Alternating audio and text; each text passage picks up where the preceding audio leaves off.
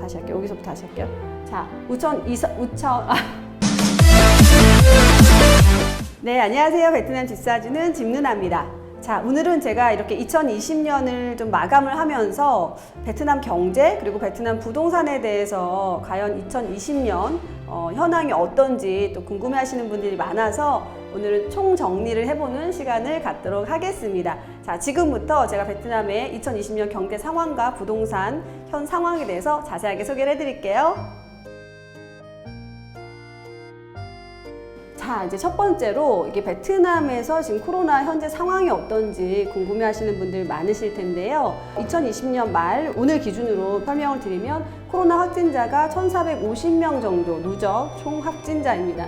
2020년에 1,450명의 확진자가 나왔는데 한국 경우에는 지금 6만 명이 이미 육박을 하기 때문에 사실은 상당히 적은 숫자라고 할 수가 있습니다.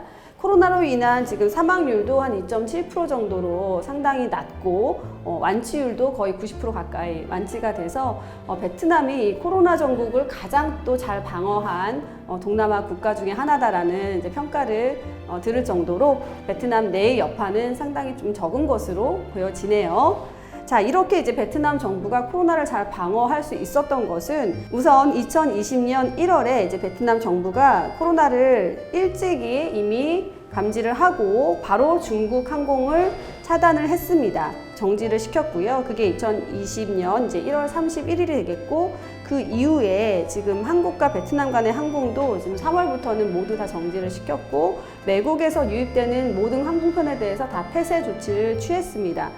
그뿐만 아니라 지금 2020년 4월에서 5월 사이에는 베트남 정부가 아주 강력하게 국가 전체 도시를 봉쇄를 하는 이 셧다운 봉쇄령을 내리면서 한 달간 도시가 마비가 되었죠.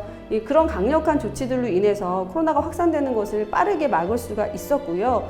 또 아무래도 이제 베트남이 사회주의 국가이기 때문에 정부에서 어떤 정책 시행을 할 때 국민들이 일괄적으로 정책을 따라주는 그런 어떤 강력한 국민들의 또 힘도 있었던 것 같습니다.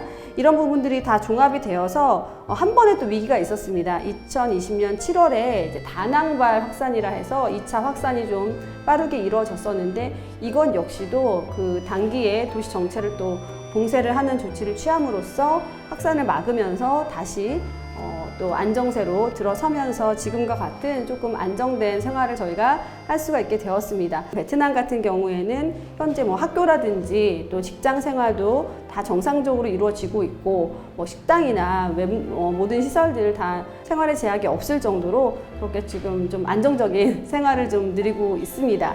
네, 자, 그럼 두 번째로 이제 코로나로 인한 경제 상황이 어떤지 또 많이들 질문을 하시는데 요즘 뭐 유튜브 뭐 가짜뉴스 이런 것들을 보면 뭐 경제가 폭망했다, 뭐 베트남 뭐 지금 심각하다 뭐 이런 얘기들 많이 하시는데 실제로 베트남에 생활을 하면서 이제 직접 느끼는 체감적인 부분은 사실은 그렇지는 않습니다.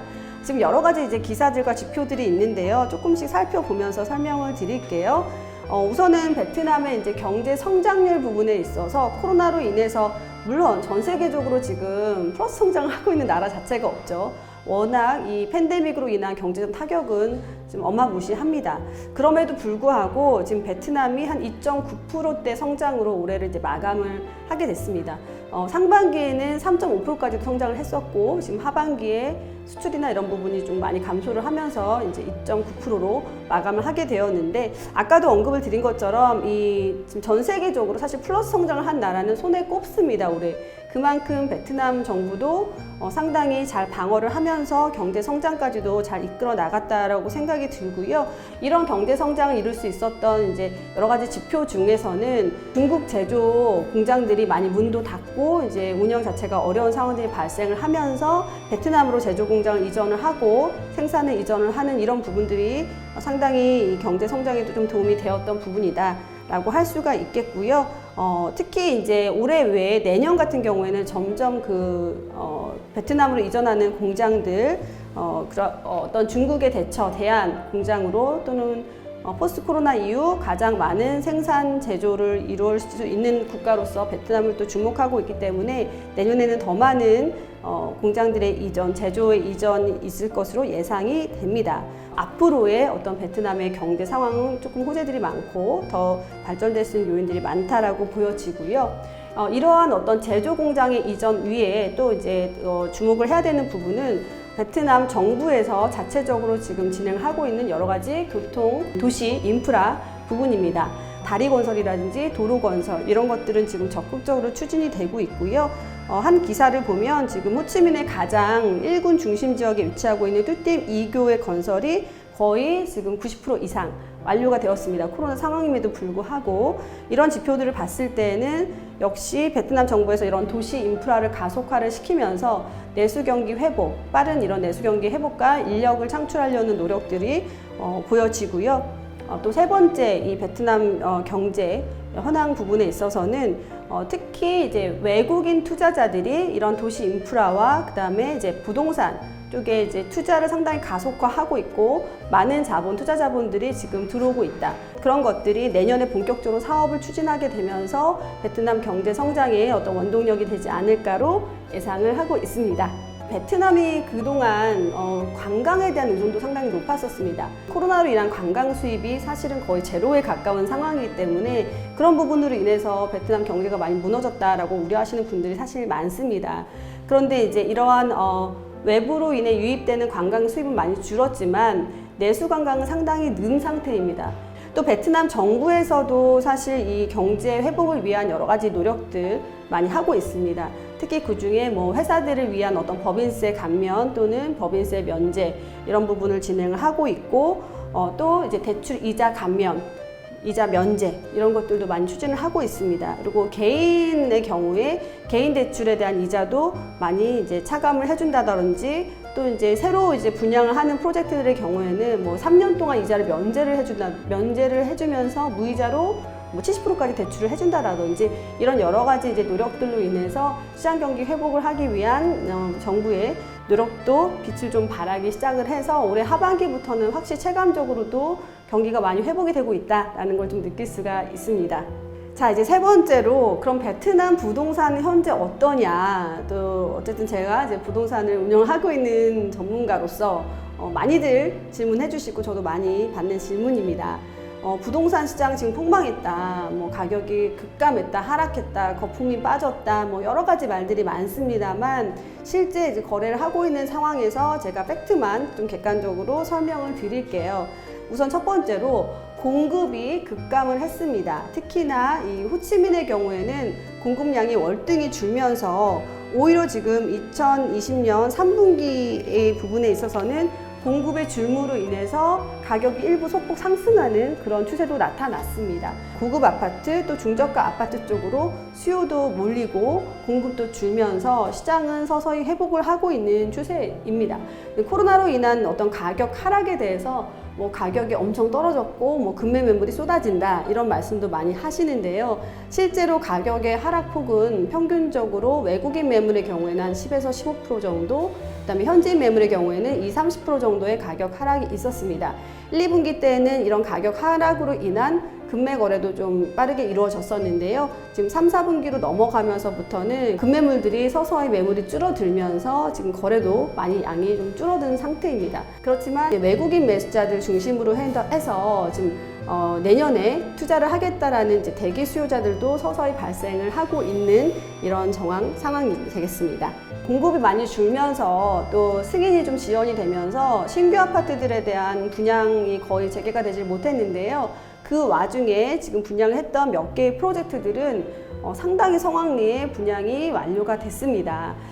저희도 이 부동산 업을 하고 있는 저 자체도 코로나 때문에 집을 사는 사람들이 과연 있을까라고 우려했던 부분이었는데 워낙 베트남 정부 또는 은행권에서 좋은 대출 조건을, 유리한 대출 조건을 적용을 시켜주면서 특히 현지인들 중심으로 많은 매수가 이루어졌고요. 또 최근에 이제 분양하는 프로젝트들을 보면 이 코로나 상황임에도 불구하고 분양가는 상당히 상승을 하고 있습니다. 그래서 하이엔드 프로젝트의 경우에는 오히려 코로나 이전부터 가격이 훨씬 올라간 이러한 상황들도 보여집니다.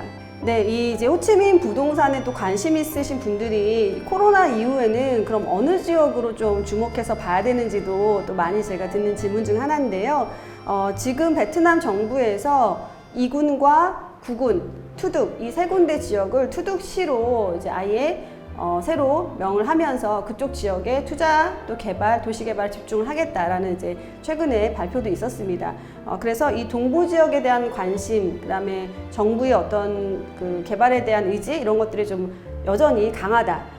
그래서 이 동부 지역이 내년에도 또 올해도 그리고 내년에도 앞으로도 많은 그 호재들이 좀 몰리면서 투자 수요도 몰릴 것이다. 가격도 좀 많이 상승을 할 수 있는 지역이다라고 개인적으로 좀 분석을 하고 있습니다.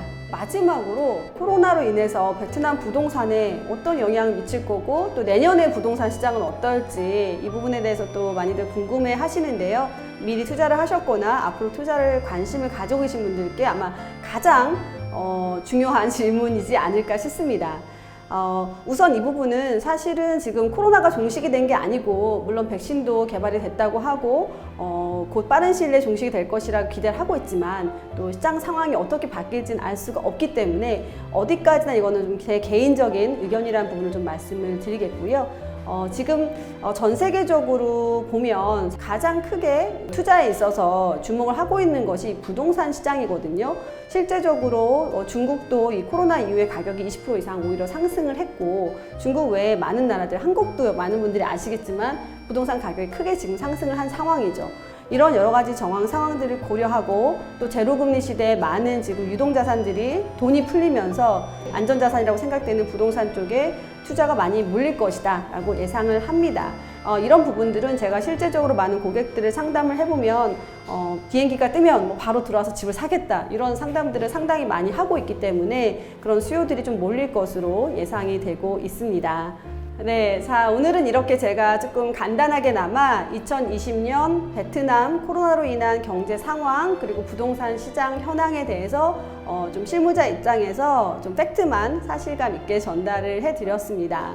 물론 뭐 제 의견에 대해서 뭐 많은 댓글로 욕을 하시는 분들도 계실 거고 뭐 베트남 부동산을 누가 사냐 왜 사냐 뭐 이런 말씀도 하시겠지만 저는 이제 베트남 부자 투자에 관심 있으신 분들을 대상으로 오늘 영상을 좀 준비를 했고요. 실제 관심 있는 분들께는 이러한 정보가 좀 도움이 되셨으면 하는 바람입니다. 자, 이렇게 2020년이 정말 사실 코로나가 이렇게까지 길어질까라고 많이들 예상하지 못했는데 1년이 그냥 없어져 버렸어요. 2020년이라는 그 해 자체가 이 코로나로 인해서 정말 사라져 버렸는데 내년에는 이 코로나가 올해까지 딱 마무리가 되고 내년부터는 이제 회복이 돼서 저희 모두 정상적인 생활도 하고 일상으로 돌아가는 또 기쁜 그런 2021년이 됐으면 하는 바람으로 오늘 영상을 마치겠습니다. 자, 앞으로도 좋은 정보들 2021년에도 제가 열심히 준비해서 올려드릴 테니까 구독과 좋아요, 알림 설정도 잊지 말고 해주시고요. 저는 2021년에 만나요. 안녕!